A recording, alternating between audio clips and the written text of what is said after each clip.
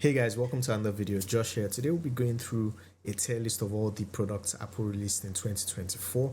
I've been wanting to do this for a while, so I'm happy to finally get a chance. Better late than never. We're still in February, so it's still nice and early in 2025. Apple hasn't released anything yet in 2025, so I think this is a good time to just jump in, get this done, and look forward to all the wonderful things Apple will be giving us in 2025.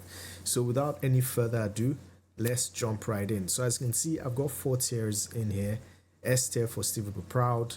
These are products that are exceptional, top of the line stuff that only Apple can actually deliver. And then A tier is more solid Apple, just a standard good decent product by Apple. And then average B tier, again, as the name says, just average, not great, not bad, just usable. And then C is the clown show. These are things that, yeah, Apple made some strange decisions there where I'm not quite sure why, but we move. And then finally, why Apple? Why? This tier is the bottom of the barrel, bad decision making. I'm talking the AirPod Max's case. If you've seen that carrying case for the AirPod Max, that's what I'm talking, like bottom of the barrel, just bad decision making by Apple. Okay, so with that said and explained, let's start with audio. So in 2024, Apple released 2 audio products. That's the AirPods 4 over here and the AirPod Max 2. Now, let's start with the AirPods 4. I think the AirPods 4 actually go in the A tier because for what they are, they're Apple's lowest tier audio product, and they've improved them to the point where for a lot of people, especially if you don't like having the internal bits from the AirPod Pros inside your ear, and you don't want that bit, you just want like earphones you can take in and out easily without worrying too much about fit, then this is really good. Like the improvements they've made to the AirPods 4 with the noise cancelling and everything, I'm actually very impressed by. So yeah, I would say this is solid Apple. This is really good. This is the spirit of what Apple is about. Really, really good products that you can use every day and just forget about because they're just that good. Yeah, so definitely A tier for me.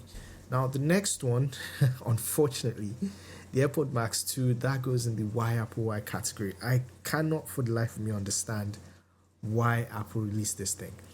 When the first edition came out, I was impressed. The sound quality was great, the build quality, the aesthetics, everything was great, very Apple. But there were a lot of complaints. Like I mentioned earlier, the carrying case for the AirPod Max was a very strange choice. The lack of physical buttons, very strange choice. There was no reason for there to be no physical button on there where you could at least turn it off and be sure you've turned it off. So that was very strange. I mean, they had a lot of explanations for that. Or just put in the case, or we've got like tech in there to make sure it goes into sleep. But that doesn't do it for me. I'm sorry. It just doesn't. It doesn't explain them going out their way to make it such a non-intuitive product in the first place. But the sound quality, the build quality was top of the line, at least at that time.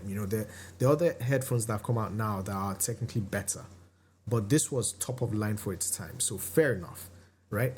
But then the Air Max 2, all they did was remove the lightning port and replace it with USB-C, and I think they added new colors. But to make things worse, the Air Max 2 is actually a worse product because when they moved from Lightning to USB-C, they took away your ability to connect this via your 3.5 cable, because previously you had the Lightning to 3.5 adapter. And to complicate this further, there aren't any improvements to the tech. It's just the same thing with USB-C. I don't know. Let's just leave it there and move on, to be honest. And following hot on its heels is Apple Intelligence, which is also going in the why Apple white here. Oh my word, 2024 is not looking good for Tim Cook. I don't understand why they rushed this. If you've used Apple Intelligence, you know one of two things. Number one, it doesn't work like Apple advertises it to work. Number two, it makes a lot of mistakes. And number three, it feels like a side project some college kids threw together.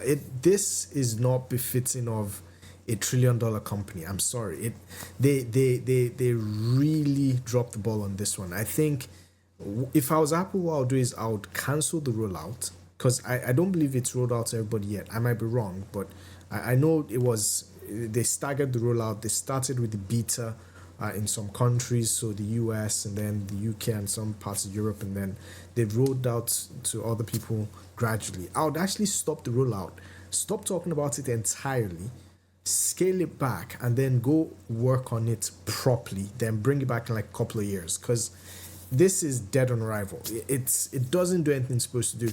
I made a video on my channel, which you can check as well, on how to use the image playground, which I think is decent, but I mean, even that, it's decent, but that's a stretch, right? It's a stretch. That's the Apple fanboy in me, backing Apple. But Apple Intelligence itself, horrible addition. I don't know what the point is. It doesn't make Siri any better. It's still not the local on device running of it and all of that. It's impressive, but the actual quality is just not there. So yeah, that's going to the bottom of the barrel, unfortunately. Ah, man, not good. Now the next one is the Apple Pencil Pro, which I'd say is actually impressive. So I'll put this as solid Apple. If you've used the Apple Pencil Pro, which I do use, it's actually impressive. The new controls, previously on the previous Apple Pencil, you had to tap it. The only control you had was to tap twice to change your tool. Now you can actually lightly squeeze, which I think is way more intuitive. I actually don't tap twice. I never did on previous Apple Pencil. I don't on this one. I don't really like that. It's very jarring when you're writing and you want to change to an eraser and you have to tap twice. I don't like that. Or I like the quick squeeze. You hold and then you erase and then you go back, you release and you're back to your pencil. That's much better. So I think it's a solid product by Apple. Expensive but solid. The next one is the Apple Watch 10, bang average. To be honest, there's nothing to say. I actually don't think there's been a reason to upgrade your Apple Watch for like 5-6 years, if we're being honest. Like, there's just no reason. Actually, there was a year where that might actually still be the case, because they've got like an active lawsuit with some blood oxygen company or some medical company that had a blood oxygen device, that there was some, I don't know, some trouble there. Again, I'm paraphrasing here. I haven't done too much deep dive of research into that, but yeah, there was an issue where they had to disable certain things on the Apple Watch and then stop selling it in some parts of the US or the US entirely. So there's been some mess there where if you actually upgraded that year, you actually lost functionality. So I would say with the Apple Watch, to be fair, there's not really been a reason to upgrade. If there's a reason to upgrade, it would be to upgrade to the Apple Watch Ultra for the 1 day battery life, where you can just charge every 2 days instead of every night. So that's yeah, it's average. It works. It's an Apple Watch. It's the next version. It's slightly faster. Blah blah blah. I don't think there's anything else to say on this one. iOS 18, same. Again, it's more of the same. With iOS 18, the Apple Intelligence was what was meant to make it like the standout, the star, but Apple Intelligence flopped. So yeah, the iOS is just average. The iPad Mini 7, this would also go average for the following reasons. Now, the iPad Mini 7, they improved the chip so that it's ready for Apple Intelligence, but they didn't improve where they should have. Like, number one, this should come with an OLED screen, guys. Just like the iPad Pros come with OLED screens, and those screens are incredible, like really, really solid screens. The iPad Mini, a lot of us were expecting them to do that, because I don't use a Kindle. I use my iPad Mini as my Kindle. I use that for my reading. So when I'm in my commute every morning, I use the iPad Mini to read, and it's an incredible device for that. But this upgrade is pointless, because the previous iPad Mini already had USB-C, so you're not missing out on that. And Apple Intelligence, like I said, it's pointless. So buying this, there's no point really. I think the only advantage of this is it supports the Apple Pencil Pro, if I'm not mistaken. So that might be a reason for you to change if you write a lot. But again, I don't recommend the iPad mini as a writing device. If you want to write on an iPad, buy the 11-inch iPad, or even better, the 12-inch, the biggest one. I'll do a video actually. That's a good idea. I'll do a video comparing the use cases for each iPad, because I really think there's a strong case for the biggest iPad, the middle iPad, and then the iPad mini, and understanding which ones are better at what. And I think writing is one of the weakest points of the iPad mini 7, to be fair. It's too small. So what that means is when you copy your documents that you've written, handwritten, to a bigger screen, everything is overblown because the screen is so tiny, so you write too big. So I think the best screen size for writing is the middle iPad. That's the 11-inch. Okay, that said, let's move on to the next one, which is iPad OS 18. Same problem. It doesn't really push the envelope here. It's just bang average. I'm not even going to talk about it. It's just an upgrade to the iOS, to the OS. It doesn't do anything more than that. The iPhone 16 Pro, I would say it's solid Apple. Again, almost, to be fair, I think every year we underestimate how good the iPhones are because it doesn't seem like there's much more room for improvement, but the cameras are incredible. Like anytime I travel with my phone, I find that I don't need to use my camera anymore. And that's a big deal because if you record content, if you take videos, pictures, you might have a dedicated DSLR or some other camera like a DJI Pocket 3 or something like that. But the iPhone is getting to that point now where this is all you need to pack, and you just get accessories for it to make sure that you're secure when you're using that on holidays and trips or whatever. So yeah, I would say again, solid entry by Apple. The iPhone doesn't disappoint. The iPhone 16, I'll put it as solid as well. Similar sentiments to the Pro, just more budget. So I think that's solid Apple as usual. Now the M2 iPad Air, again, I think this goes in the average because I'm going to say something that might be controversial. I don't see the point of buying an iPad that's not Pro. I know the iPad Pros is so expensive, but my perspective is you buy an iPad Pro once and you don't need to upgrade for like 10 years because the iPads are so good that they last forever. Like my first iPad I bought with probably like over 9 years ago, I still have it and it still functions just fine.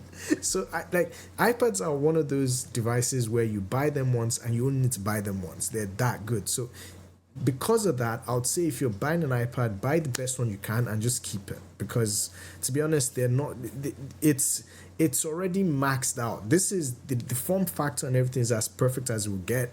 Do you really need a thinner iPad? iPad's already super thin anyway. They're thinner than most books, so it's not like getting it super thin is not really going to be a problem for you. If your iPad doesn't support the latest pencil, it supports the old one. Okay, actually, I'll take it back a little bit. If you have the older initial Apple Pencil, the one where you have to charge with Lightning by sticking the pencil in, then you can upgrade because those pencils are horrible. And the USB-C version of that is a disgrace by Apple. That was disgraceful by Apple what they did, just giving you a dongle. Ridiculous stuff. Anyway, I'll say this is bang average. Not bad, not good, but I'll personally recommend it. I'll say if you're buying an iPad, save a bit more, get the Pro, and just keep it permanently. There's no need to upgrade an iPad. Just buy one and keep it. The M3 MacBook Air, solid Apple. Again, the M series MacBooks, I can't praise them enough. They're just incredible. The efficiency, the battery life, the speed, the power, everything is just incredible. So if you actually buy the Air and you don't have a Pro use case, you don't need to do, video editing or code or anything that requires a lot of muscle, this is perfect for most people. Honestly, this is perfect for most people. Myself, if I have incredible use cases for tech, but even myself, I've downgraded to the 14-inch over the 16-inch personally because that's talking about the MacBook Pro now, because I found that I don't actually need the extra screen size.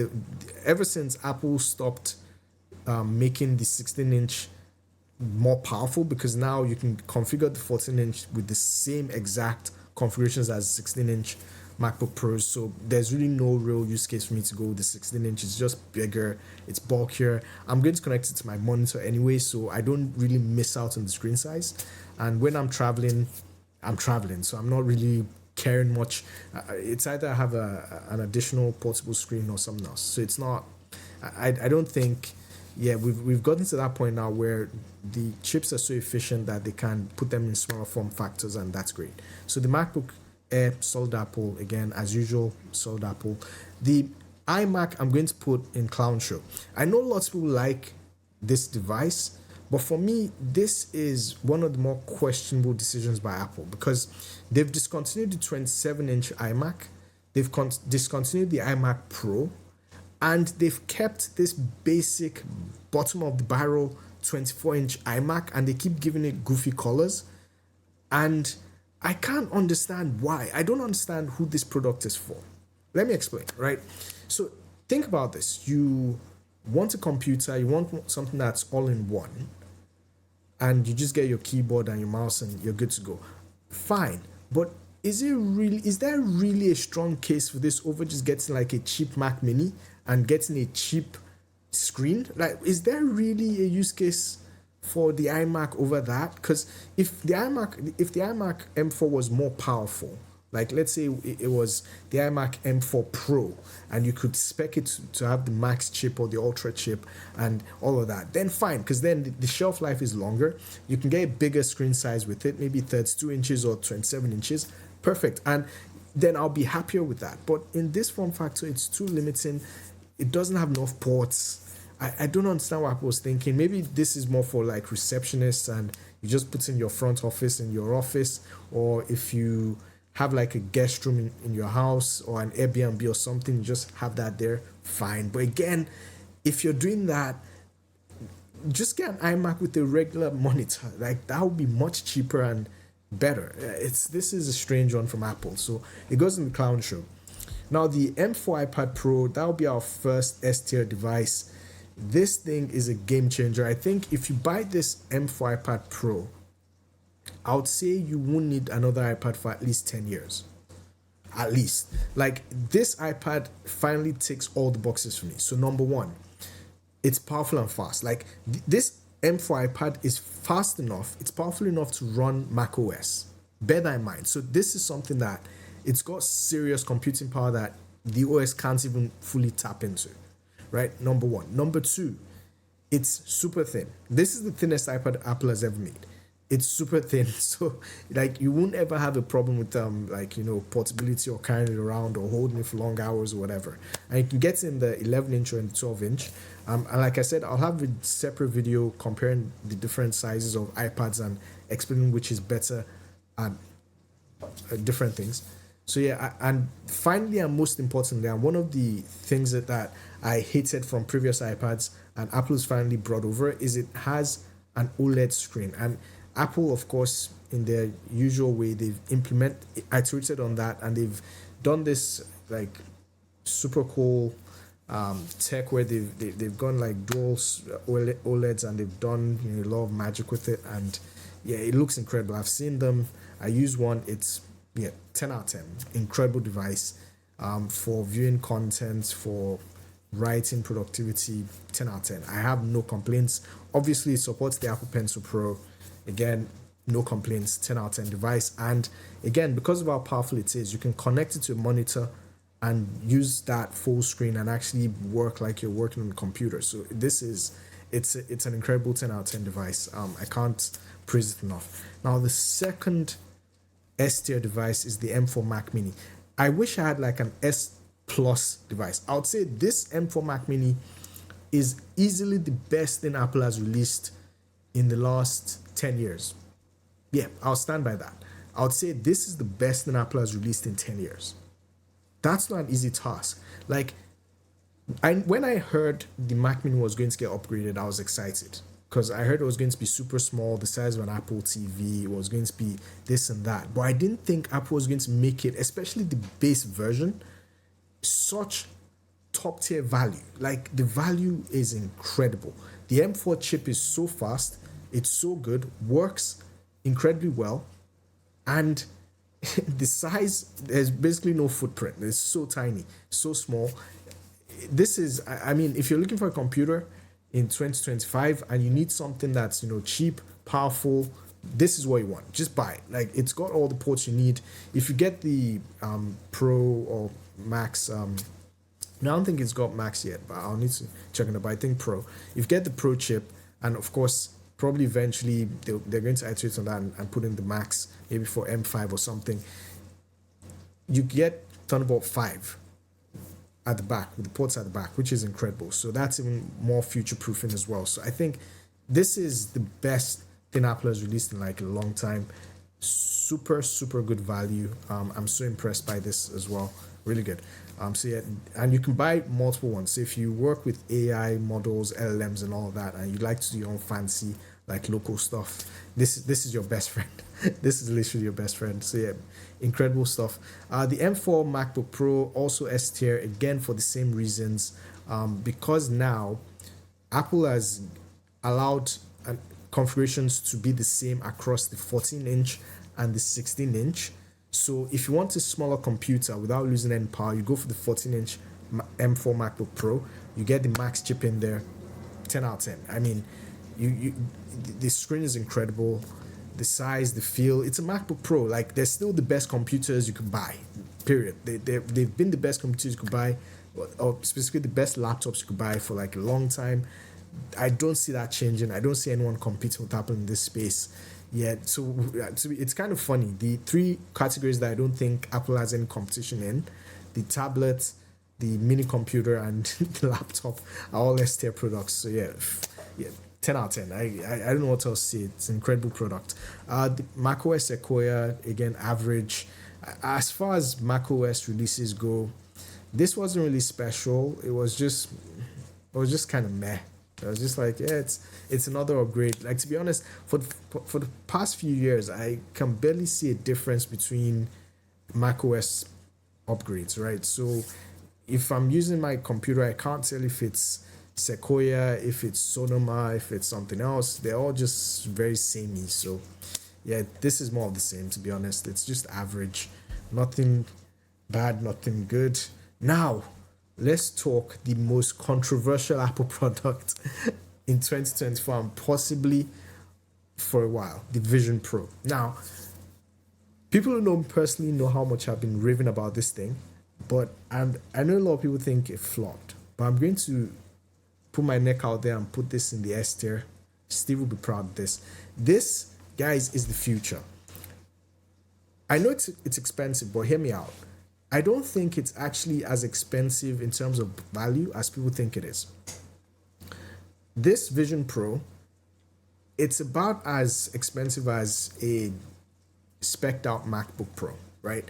Let's be fair. So if Apple sees this as a computer, then it's fair that they're pricing it around the same price they price the other computers.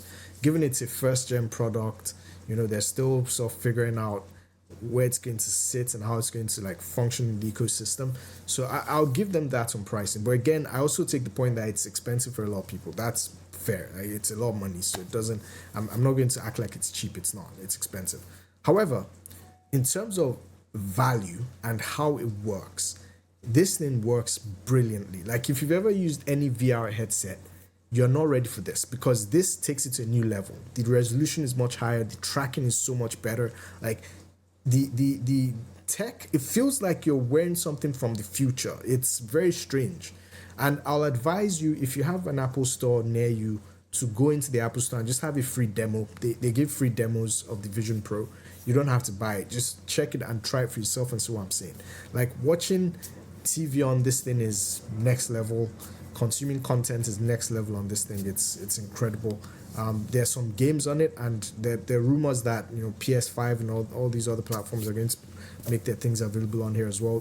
Nvidia already has official support for GeForce Now through Safari on this, so you can see that's coming very fast, and I can see this becoming more comfortable to wear, because one of the key criticisms against the Vision Pro is the weight, because it's metal, so it's aluminum and glass, so it's pretty heavy, and you have to get used to the additional weight, especially for long-term use. But we're seeing more and more third-party strap solutions coming out that are more that allow it to be more comfortable to wear, but I expect the next iteration of this is going to be much lighter. As Apple always does, they tend to make their things lighter and smaller and lighter and smaller and thinner. So the next iteration is going to be lighter for sure. It's going to be more comfortable, and it's just going to keep getting better. This is the first gen of this thing. It's really, really good. And I must say this, when it comes to traveling, this thing is a game changer. Like, literally, this is the only device you need to take if you're going to travel. There's one more thing I must add about the Vision Pro. If you've got an M4 MacBook Pro, then you can actually pair it and use the Vision Pro as a gigantic monitor for your MacBook, and it's called Mac Virtual Display. That's the system that Apple put in place for that. And I've used this. I use this almost daily. It's incredible, guys. This is the future. Like, I think once the Vision Pro gets to a place where it's very comfortable for most people to wear, you're going to see the adoption for this skyrockets, because right now a lot of developers are hesitant. They're not really releasing stuff for it, and to be fair, Apple hasn't pushed developers or incentivized them greatly to develop for this, but I think Apple is trying to ease their way into it, and that's fair enough. And I think once that gains enough momentum, this is going to be a game changer. We've just done like a full first year of its release, to be fair, so I think we're going to see this really take off very soon. I'm a strong believer of this. I know a lot of people think it flopped. I know a lot of people think the Meta Quest is a better option. I don't think so at all. I think if you're going to go VR, you have to go high quality, high resolution, or nothing at all. I think low res VR is I don't have time for it. It's pointless. I think if you're going to go high quality VR, that's how you have to do it. You have to go highest resolution possible, highest quality possible, and have that, because you have to, your brain has to believe you're somewhere else, and that's how I feel when I have this thing on. So yes, 10 out of 10 for me. I know that's a controversial point, and if you disagree, put your disagreements in the comment section below. Let's debate, let's interact, and this was fun to make. Let me know if you disagree with any of my placements. I know I have very specific takes on this, but I expect there will be disagreements. So if you would have put something else in the S tier, let me know. If you would have something in the S tier lower, let me know as well. And let's have a conversation in the comment section below. All right, guys, so that's been it. I hope you enjoyed. It's been a long one, but it was worth it. It was fun to make. Till next time, guys, as usual, be fantastic. See you.